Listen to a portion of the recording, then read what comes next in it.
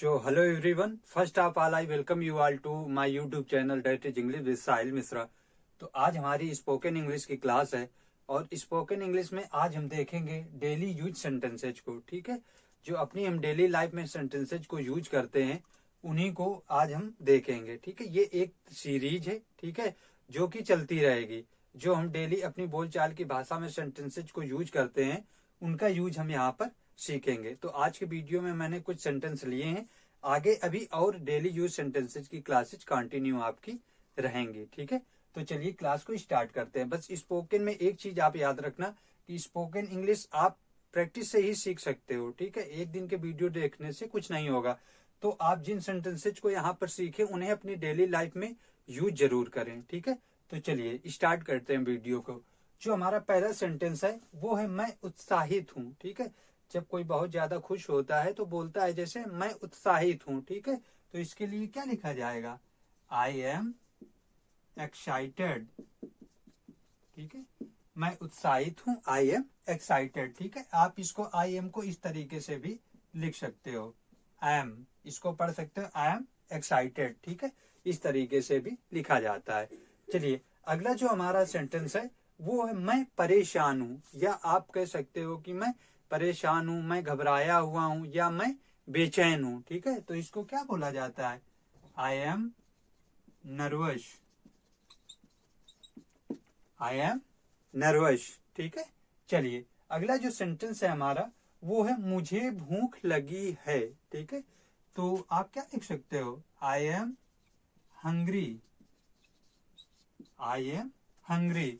इसी तरीके से जैसे होता मुझे प्यास लगी है, ठीक है, या मैं प्यासा हूं, दोनों एक ही बात है। जैसे मुझे भूख लगी है या मैं बोल सकता हूँ क्या, मैं भूखा हूं, तो आई एम हंग्री। इसी तरीके से मुझे प्यास लगी है तो आई एम थर्स्टी, इस तरीके से। ठीक है, चलिए अगला जो हमारा सेंटेंस है वो है मैं उलझ गया हूं। ठीक है, जैसे मान लीजिए किसी बात पे कुछ समझ में ना आ रहा हो, ठीक है, कि क्या करना है, तो हम लोग कहते हैं कि मैं उलझ गया हूं। ठीक है, समझ में नहीं आ रहा है क्या करूं। ठीक है, तो इसके लिए क्या लिखा जाएगा? I am confused, I am confused, इस तरीके से। ठीक है, चलिए अगला जो हमारा सेंटेंस है वो है कृपया मुझे यह काम करने दो।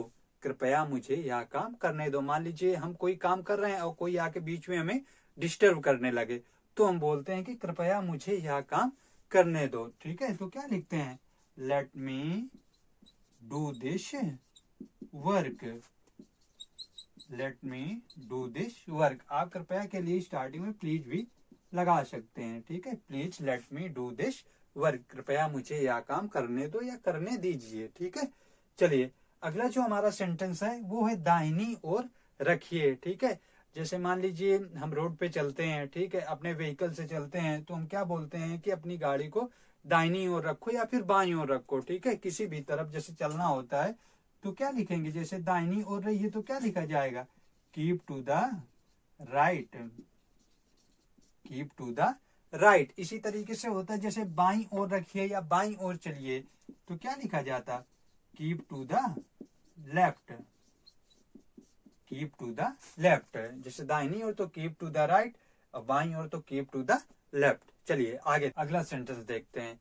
जो हमारा अगला सेंटेंस है वो है असुविधा के लिए खेद है। ठीक है, जैसे मान लीजिए हम अपने घर में कोई पार्टी या फंक्शन वगैरह रखते हैं तो अगर उसमें किसी को प्रॉब्लम होती है तो हम बोलते हैं कि हमें असुविधा के लिए खेद है, आपको जो असुविधा हुई उसके लिए हम माफी चाहते हैं। ठीक है, तो उसको कैसे बोलेंगे? Sorry, sorry for the inconvenience, sorry for the inconvenience. चलिए अगला जो हमारा सेंटेंस है वो है इस किताब की कीमत कितनी है। जैसे हमें किसी वस्तु की कीमत पूछनी हो, ठीक है, जैसे इस किताब की कीमत कितनी है, या इस पेन की कीमत कितनी है, इस कार की कीमत कितनी है। ठीक है, इस तरीके के सेंटेंसेज हम अपनी डेली लाइफ में यूज करते हैं। तो जब ऐसा कुछ पूछना हो इस किताब की कीमत कितनी है, ठीक है, तो कैसे बनाएंगे? How much, how much. ठीक है, डज, ठीक है, अब इसके बाद किताब की पूछा जा रहा है तो दिस बुक कॉस्ट। मान लीजिए इसी तरीके से यहाँ पर होता है कि इस कार की कीमत कितनी है तो how much does this car cost, ठीक है, यानी जो भी वस्तु होगी उसी को यहाँ पर लगा देंगे। तो इस तरीके के सेंटेंसेज हम अपने डेली लाइफ में यूज करते हैं, ठीक है। चलिए अगला जो हमारा सेंटेंस है वो जब मान लीजिए कोई हमारे घर में आता है, हमें उससे पूछना होता है कि आपका यानी नौकरी या व्यापार जो भी है, व्यवसाय, वो आपका कैसा चल रहा है, ठीक है। तो इस तरीके का सेंटेंस है कि आपका व्यवसाय या फिर नौकरी कैसा चल रहा है, ठीक है। तो इसको बनाएंगे हाउ इज योर, अब व्यवसाय है तो यानी बिजनेस, ठीक है। हाउ इज योर बिजनेस या फिर क्या है जॉब, तो how is your business your job फिर गोइंग ऑन, ठीक है। हाउ इज योर बिजनेस या फिर जॉब गोइंग ऑन, इस तरीके से, ठीक है। जैसे हमें पूछना हो कि आपकी पढ़ाई कैसी चल रही है, तो how is your study going on, इस तरीके से बोला जाएगा, ठीक है।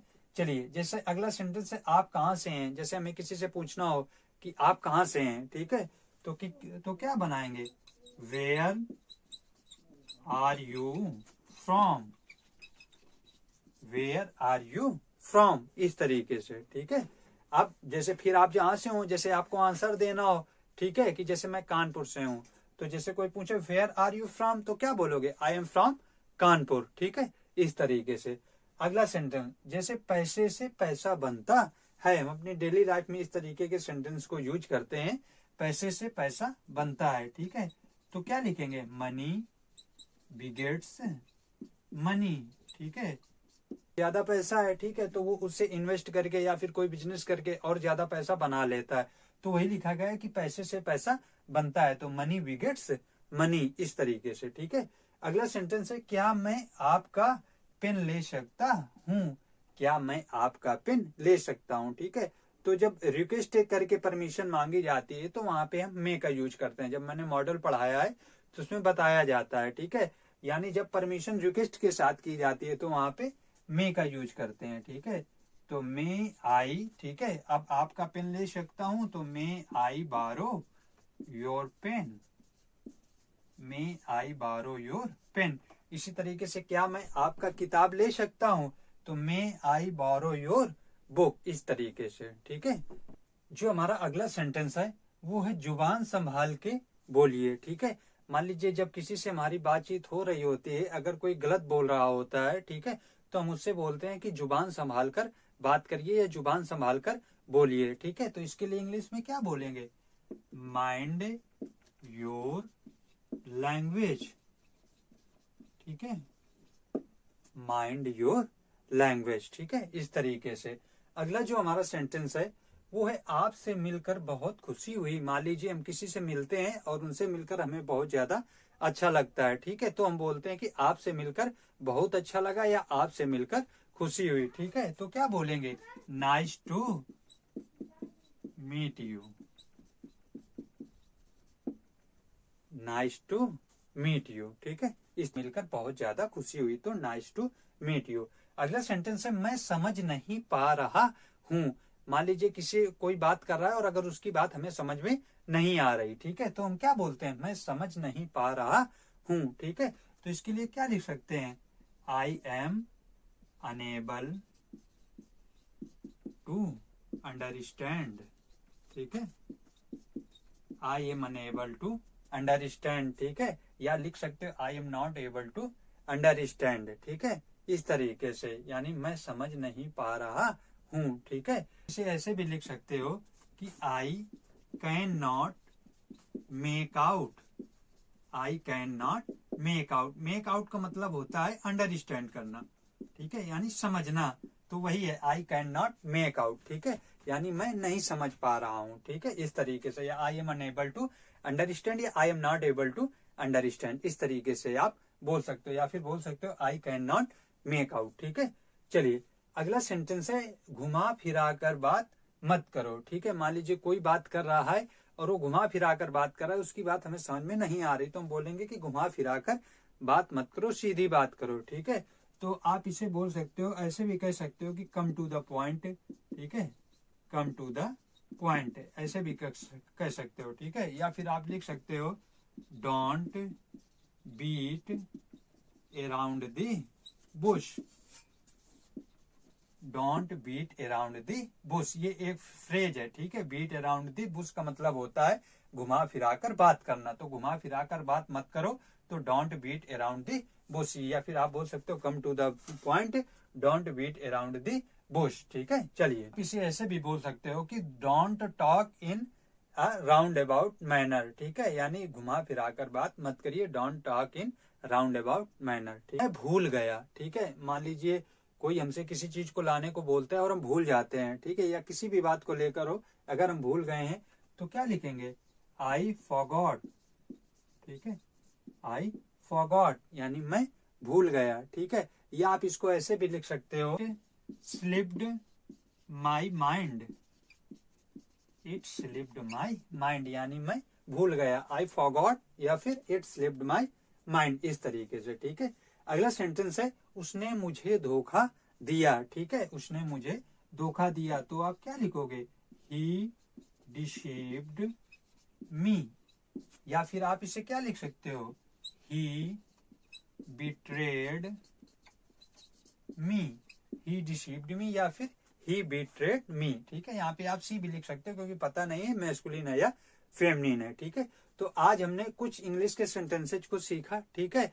अब आगे की क्लासेज में अभी और हम डेली यूज जो सेंटेंसेज है उनको सीखेंगे, तो आप इन्हें पढ़ने के बाद प्रैक्टिस जरूर करते रहें, जब तक आप प्रैक्टिस नहीं करेंगे तब तक आप डेली बोल नहीं पाएंगे, ठीक है। तो अपने जब भी बात करें, किसी से दोस्त से बात करें, ठीक है, तो आप इन सेंटेंसेज का यूज जरूर करें, ठीक है, तो इन्हें रिवाइज जरूर करते रहें। तो आई होप आज की क्लास आपको अच्छी लगी होगी, अगर क्लास अच्छी लगी हो तो क्लास को लाइक कर देना और साथ ही चैनल को भी सब्सक्राइब करें, साथ ही अपने फ्रेंड्स के साथ भी इस तरह के वीडियोज को शेयर करें, या ऐसे फ्रेंड्स जो जॉब की तैयारी करते हैं या स्कूलिंग में हैं, ठीक है, या फिर वो इंग्लिश बोलना स्पीकिंग सीखना चाहते हैं उनके साथ, ठीक है।